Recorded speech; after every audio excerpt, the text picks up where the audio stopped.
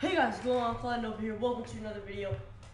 And today I'm reviewing Overwatch. Now, yes, in my older Overwatch videos I have said whether I think it's good or not, and but this is gonna be a review. I'm gonna go over the cons and the other things, the good ones about Overwatch.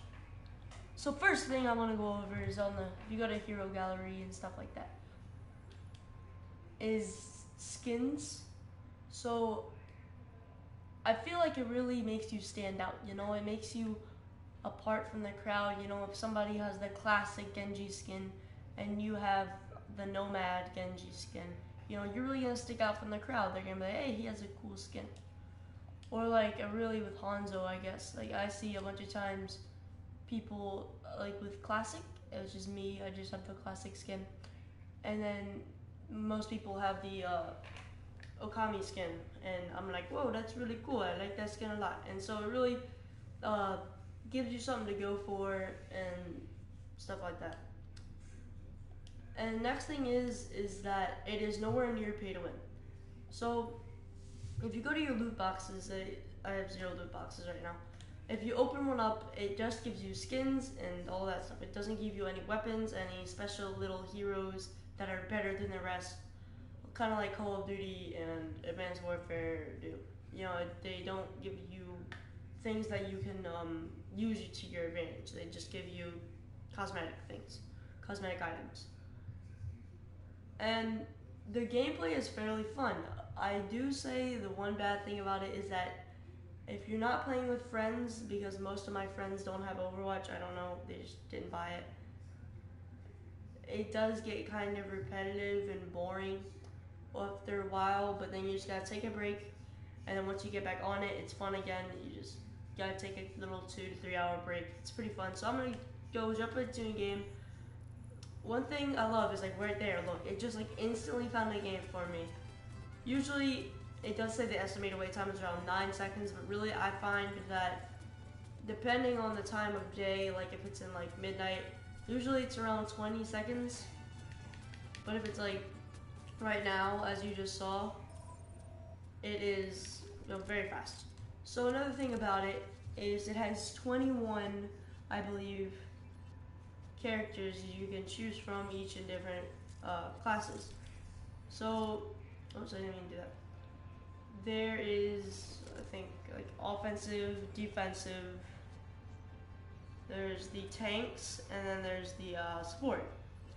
And pretty much the offensive are kind of low health, but like high mobility type guys. They can deal out really high damage in a short amount of time.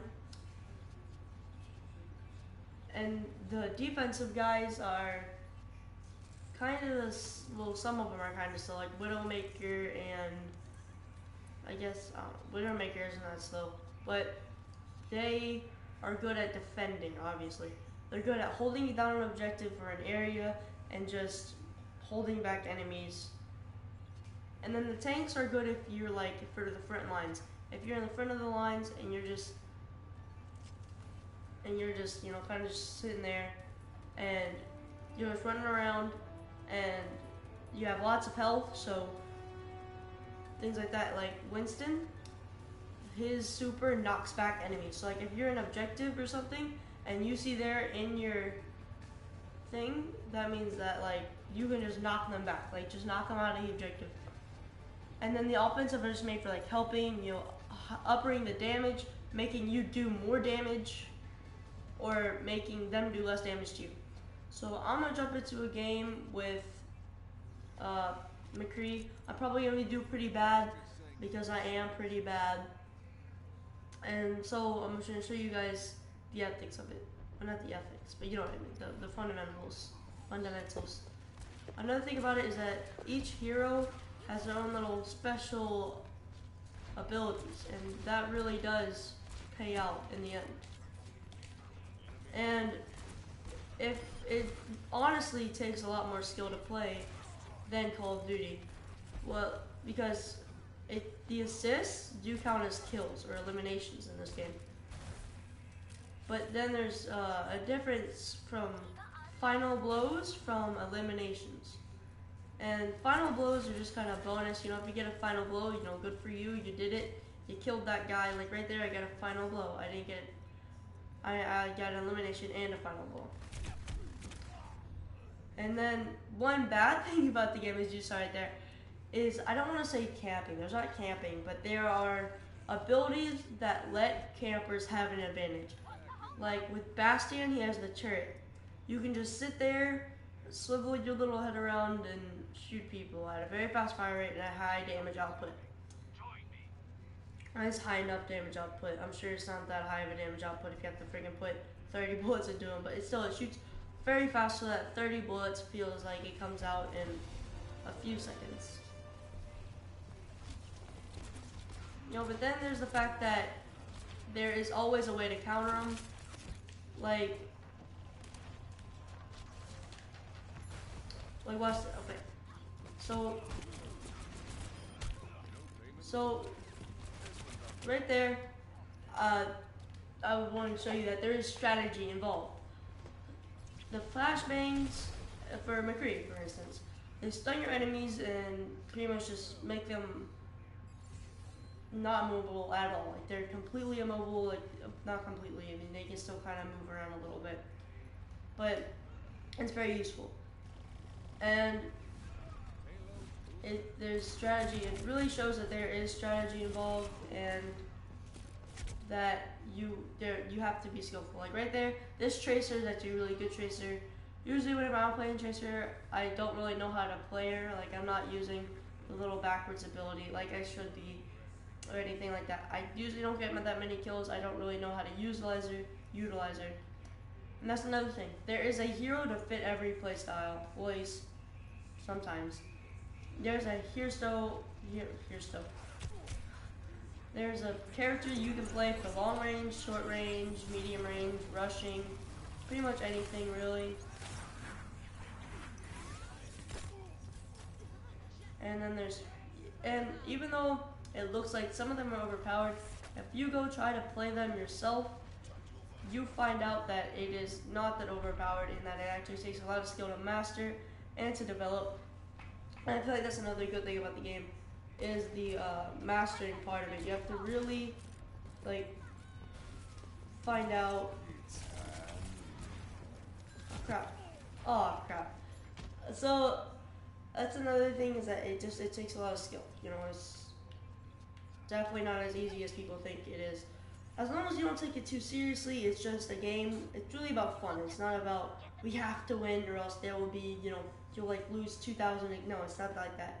It's just a fun game that you can play in your free time and have a good time.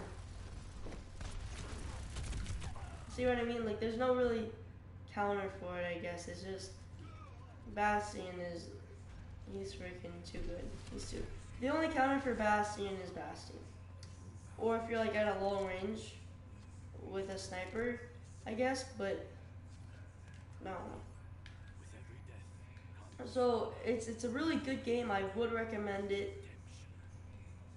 I feel like for some people, for the more competitive side, like if you get way too competitive and things like that, just know that there's always gonna be people better than you, and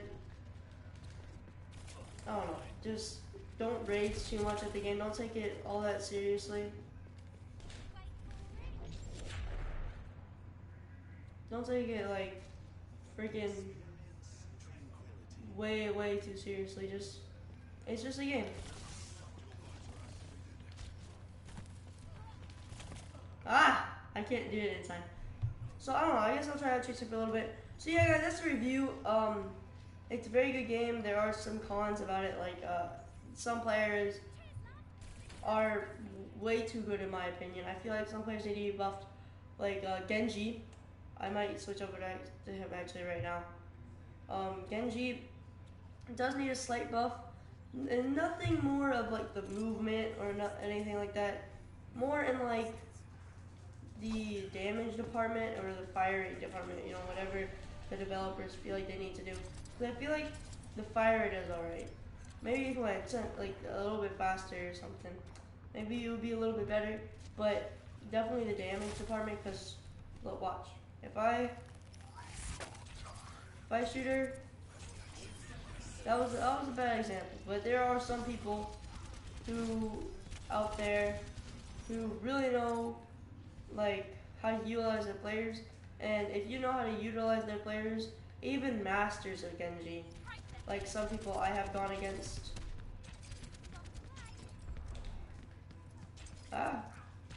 No, like you can't even do that much like against them. Like even masters, like what I already said, even masters don't know how to do that much against people like Soldier 76 or